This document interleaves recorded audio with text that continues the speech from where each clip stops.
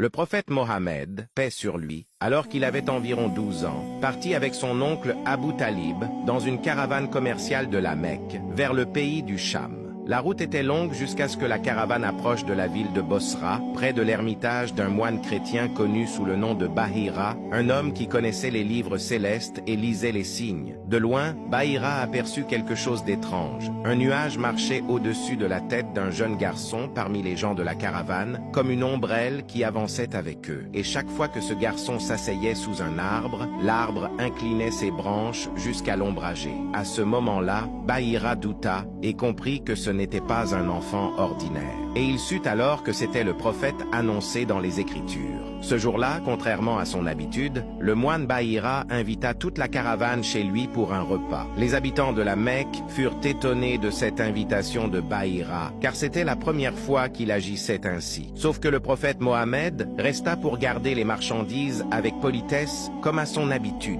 Bahira demanda alors aux hommes de la Mecque, « Êtes-vous tous venus ?» Ils répondirent, « Non, il y a un jeune garçon assis près des marchandises pour les surveiller. » Bahira insista pour qu'il fasse venir le garçon en disant « Personne ne doit rester en arrière du repas. J'enverrai un de mes hommes garder les marchandises. » Lorsque le prophète Mohammed entra et que Bahira le vit devant lui, sa certitude s'accentua et il fut encore plus convaincu qu'il s'agissait bien du prophète attendu. Bahira s'approcha du prophète Mohammed et commença à l'interroger pour l'éprouver. Il lui dit « Ô jeune garçon, je t'interroge par Allat et Al-Uzza. Réponds-moi. » Le prophète Mohammed répondit calmement « Ne m'interroge pas par Allat et Al-Uzza. Par Dieu, rien ne m'a été plus odieux dans ma vie que Allat et Al-Uzza. » Bahira lui dit alors « Réponds-moi donc par Dieu. » Le moine commença à l'interroger sur son sommeil, sa façon de marcher et ses habitudes, et le prophète répondit avec sincérité et tranquillité. À ce moment, Bahira regarda le dos du prophète Mohammed et vit entre ses deux épaules le sceau de la prophétie, clair comme le soleil.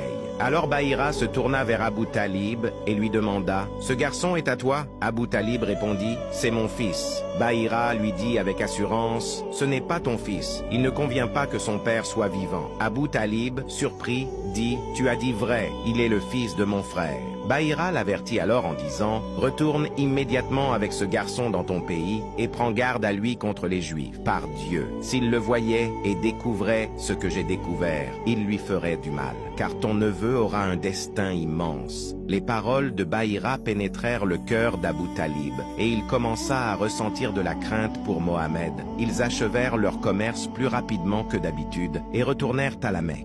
Abu Talib fut encore plus protecteur envers lui qu'auparavant. Et quand il revint avec le prophète Mohammed à la maison, il observait ses actions pendant son sommeil. Abu Talib souriait en le regardant dormir, et il voyait la lumière et la noblesse dans le visage du prophète Mohammed. Écrit dans les commentaires, « Allahumma salli wa sallim wa barik ala an-nabi Muhammad » Il témoignera en ta faveur le jour du jugement.